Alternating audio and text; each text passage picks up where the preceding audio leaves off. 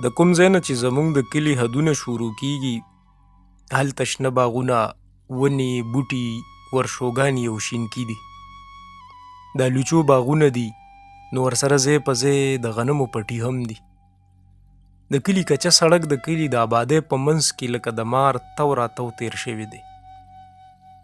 دلته په یو مقام باندې د شینو کاکا یو ورکوټي شان هوټل هم دی چې دې سره نږدې دا ټول مالت هم هوټل یادیږي. دلته د کلي آبادي خوره وره پرته ده. زما نیکه ماته د دې هوټل په هکله په وړوکوالي ویلي وو چې د هغه نیکه هغه ته ویلي وو چې دا هوټل د فرنګیانو په دور حکومت کې جوړ شوی و. د کلي نه 100 میله لرې د فرنګیانو جوړ شوی یو کینټ هم و چې اوس د پاک آرمي په ولقه کې دی. زما نیکه ویل چې د شینو کاکا په مشرانو کې فرنګي سرکار چاله د هوټل د پرانیستو پرمټ ورکړی و. کله به چې فرنګي پوجیان کینټ ته تلل نو همدلته به یې پړاو کولو، چای به یې وڅښلې، بیا به په مخه کینټ ته تلل. دغه شان چې کوم پوجیان به د کینټ نه واپس راتلل نو هم به یې دلته دمه کوله، چای به یې څښلې او بیا به یې د ښار په لور تګ ته ملا تړله. همدغه وجه وه چې د شینو کاکا هوټل به تل ودان و. همدا سلسله روانه وه چې په دې کې پاکستان او هندوستان ته ازادي حاصله شوه او دا هوټل چې نسل در نسل قایم و دایم را روان و او لا تر اوسه پورې د دې هوټل آب و تاب او رونقونه قایم دي.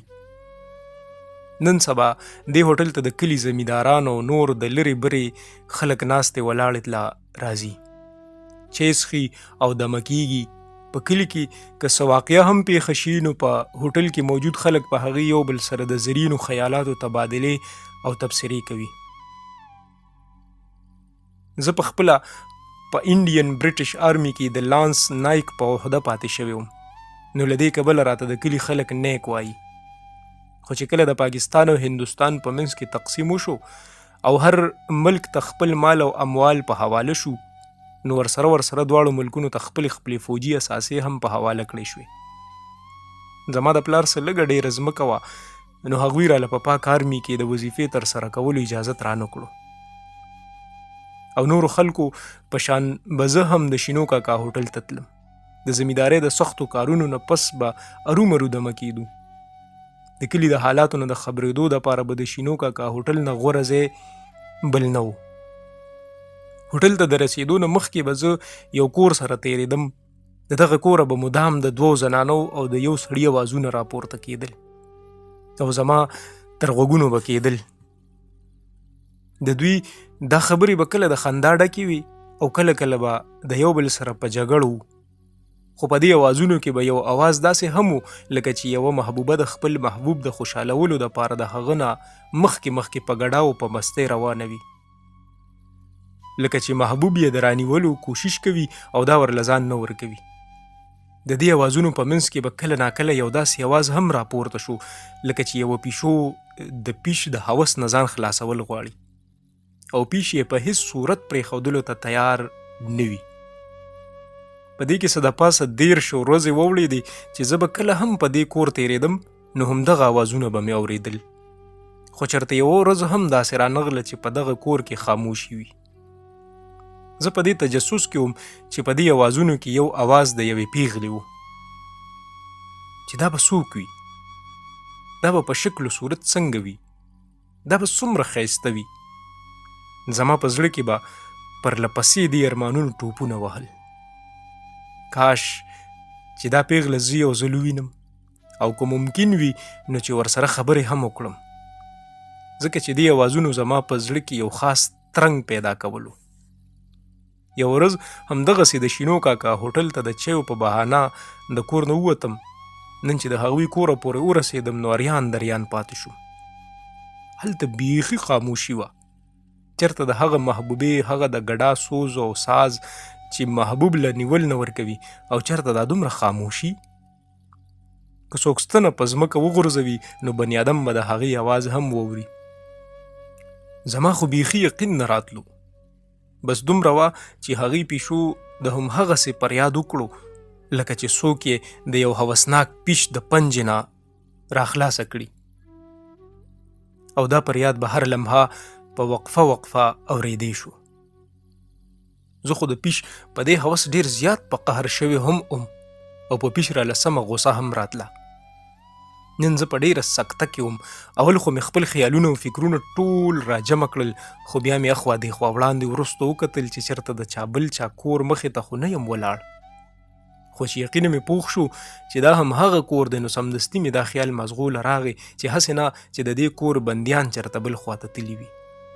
هم په دې خیال راتلو سره مې قدم پورته کړو چې د کور ور وګورم چې چېرته تاله خو ورته نه ده لګېدلې. د ور مخې ته یوه درنه چرنۍ هم ځوړنده وه، نو له دې کبله د ور کونډه هم راته نه ښکارېده. ما د چرنۍ اوچتولو دپاره اول یو خوا بل خوا وکتل چې څوک خو مې څاري نه، هسې نه چې ما وویني او څه نور څه لوبه ګرمه شي. زړه کې مې لکه د یو غل بې شمېره وسوسې تلې راتلې، ځکه چې زه هم یو غل وم که نه. ګنې دا خو ډېره ساده خبره وه چې ما خلکو ته دا ښودلې وې چې زما د کور مالک سره څه ضروري کار یا څه سوال جواب دی. خو ورسره مې دا تلوسه او وسوسه هم زړه کې وه چې که د خلکو د ښودنې دپاره زه ور هم وډبوم او د کور نه څوک راوځي هم، نو زه به ورته څه وایم چې زما د هغوی سره څه کار دی. ولې بیا هم زما نصیب ډېر ښه و، په لارو کوڅو کې هېڅ څوک هم نه و. بس د لږې حوصلې نه وروستو زه چرنۍ ته ورو ورو نږدې شوم او د چرنۍ یوه پیسکه مې په یو لاس کې ونیوه. لږه شان مې اوچته کړه، زما د زړه درزا تیزه شوه او داسې مې محسوسول چې بس دا د زړه رانه په خوله راووتو. زه هغې وخت حق دق پاتې شوم چې په ور کې تاله خو لا پرېږده چې چټخنۍ یعنې کونډه هم نه وه. د ډېره هیبته هډو پوهه نه شوم او په لاشعوري توګه مې ورله یوه دیکه ورکړه او په نتیجه کې ور د ګړس سره وخوځېدو. ما د ډېرې ویرې منډه کړه چې په دې کې اترک پترک په اوچه ډاګه ځمکه پړ مخ را پرېوتم. ګس لاس او ښې پښه مې لږه شانې وګرېده، لکه چې خپل عزت را باندې ګرانو، نو سمدستي را پاسېدم او جامې مې وڅنډلې او نیغ د شینو کاکا د هوټل په لور روان شوم. هوټل ته چې ورسېدم نو هله مې سا په سا شوه. اوس مې چای څښل نور هم ضروري وګڼل، ولې چې ځای په ځای ټول ګرېدلی وم، نو داسې مې خیال و چې زه چایو سره به لږ ټکور شم. د چایو ړومبي ګوټ مې چې ووهلو نو دا مې محسوس کړل چې دلته په هوټل کې هم څه غیر معمولي حالات وو. نن رش د عام روټین نه زیات و او خلکو په یو خاص موضوع باندې خبرې کولې ما غوږونه برند کړل او په دې خبره ورسېدم چې نن سبا د پاکستان او هندوستان په بین الاقوامي پوله حالات ډېر کړکېچن دي. نن دی او که سبا خو بس د دواړو ملکونو ترمنځ د یوې لویې نښتې قوي امکان دی. ناګهانه په ریډیو پاکستان د صدر مملکت آواز زموږ تر غوږو شو. په هوټل کې ټول خلک سمدستي غلي شول او د صدر تقریر ته یې غوږ ونیو. د صدر د تقریر نچوړ دا و چې ټول قوم دی د هندوستان سره د جنگ دپاره ځان تیار ساتي او هغوی د انډین برټش آرمي سره تعلق لرونکو زموږ په شان فوجیانو ته هم اپیل کړی و چې ځانونه دې د جنگ محاذ ته ورسوي. تقریر چې څنګه ختم شو، نشینو کاکا راله یوه سرکاري چیټۍ هم راکړه. ما چې کله ولوسته، نشینو کاکا په دغه دوران کې ډېر ځل زما په مخ تلونکي راتلونکي تاثرات لوستي وو، خو بیا یې هم رانه پوښتنه وکړه، خیریت خو دی؟ ما ورته په جواب کې وویل چې موږ یې هم محاذ ته غوښتي یو. د جنگ دپاره د ځوانانو ډېر کمې دی او د دښمن د پوج تعداد ډېر زیات دی، بغیر د څه تاخیره به هم دا اوس زه روانېږم. دا ویلو چې په هوټل کې موجودو ناستو ولاړو مشرانو همزولو او کشرانو راته په مخه ښه ووی. د هوټل نه راووتم، خو چې د هغوی په کور تېرېدم نو هلته هم په غیر ارادي توګه بیا ایسار شوم.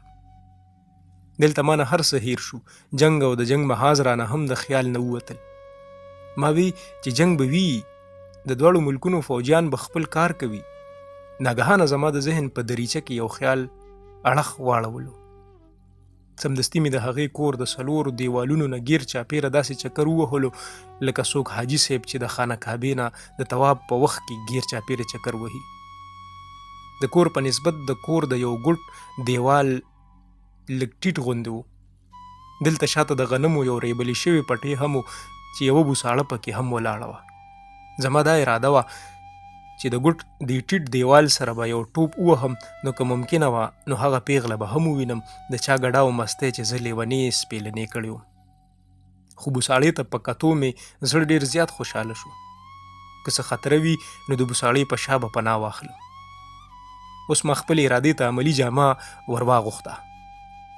دغه شان یو ټوپ مې ووهلو، هغه پیغله خو راته په انګړ کې ښکاره نه شوه. البته زما په ټوپ سره په انګړ کې یوې چرګې کټ کټ کټ کټاخ وکړه او په منډه شوه. زه ویرېدم، هیبت واخیستم او زر زر د بوساړۍ شاته پټ کېناستم په دې انتظار چې زما د دې عمل پر رد عمل کې به څوک په دیوال راوخیږي او که نه. زه د بوساړۍ شاته په داسې پوزیشن حالت کې ناست وم چې ماته د کور ټول دیوال ښه ښکارېدو، خو زه چاته هم د دیوال نه نشم ښکاره کېدی.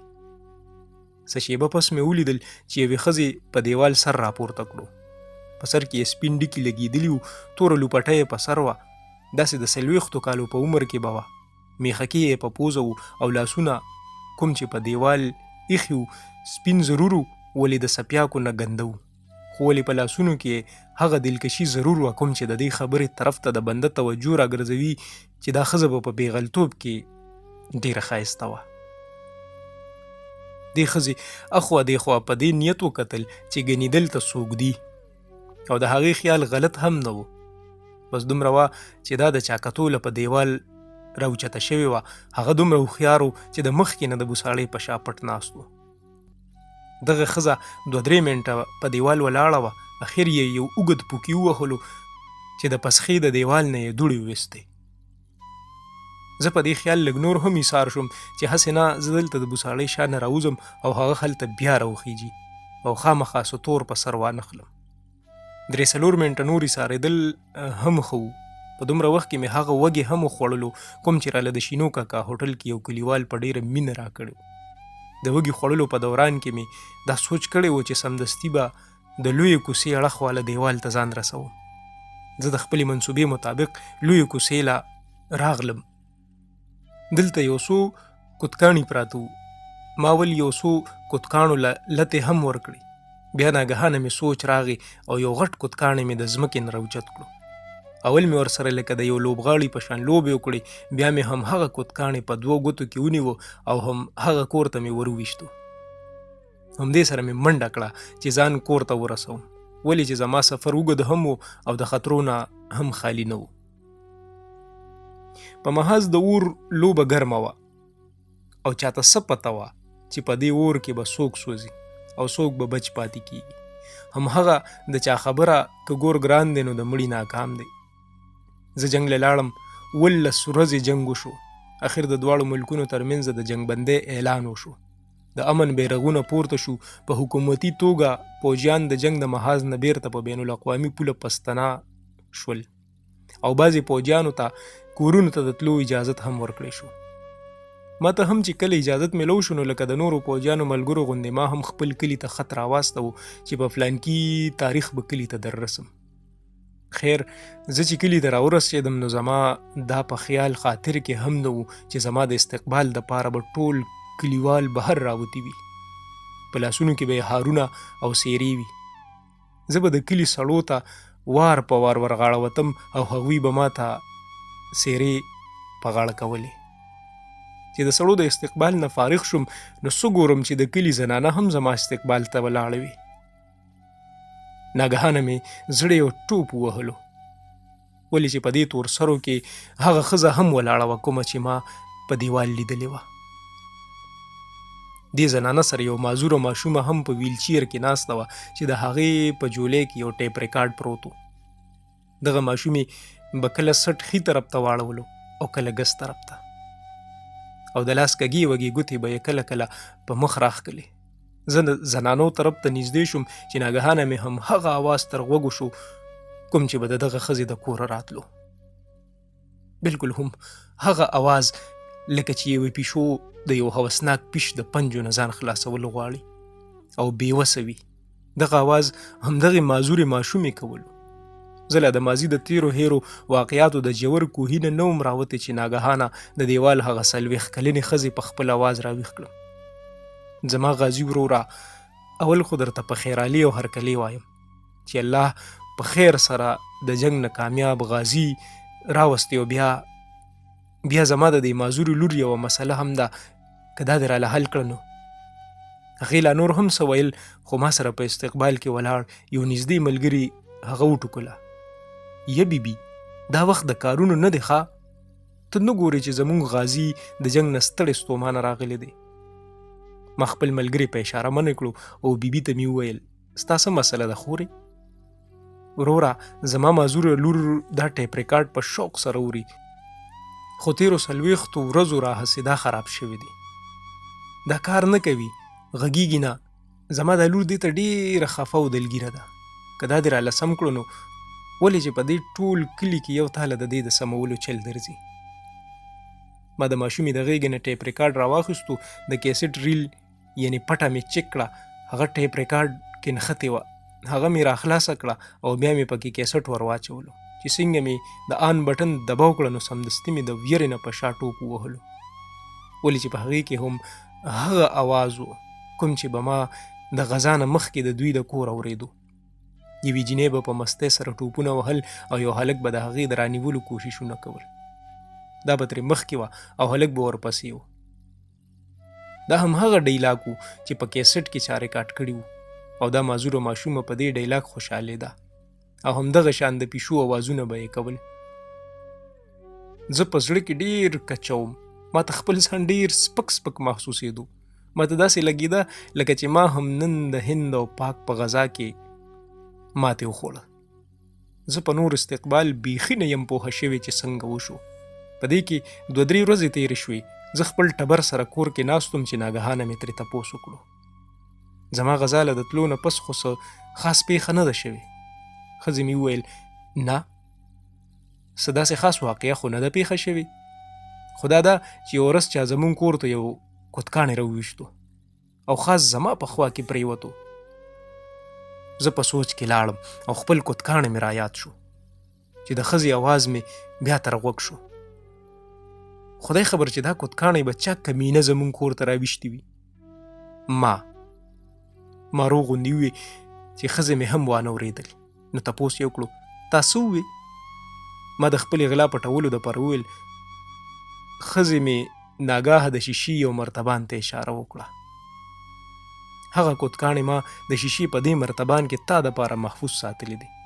ما چې د شیشې مرتبان ته وکتل نو د یو په ځای راته ټول مرتبان ته کوتکاڼو نه ډک لګېدل محسوس شو او ما داسې محسوسول لکه چې یو کاڼی په خپله راوچتېږي او زما د سر له راغورځېږي. ما ناګهانه چغې کړې بیا زه نه یم پوهه او چې په هوش کې راغلم نو ځان مې هسپتال کې ولیدو. شیبرې تبې نیولې وم، ډریپ راته ختلی و او ډاکټر مې سر ته ولاړ و. د کوتکاڼي په سوچ کې بیا لاړم، فکر مې کولو چې دا به سویم کوتکاڼی و، اولنی، دویم او که بېشماره کوتکاڼي.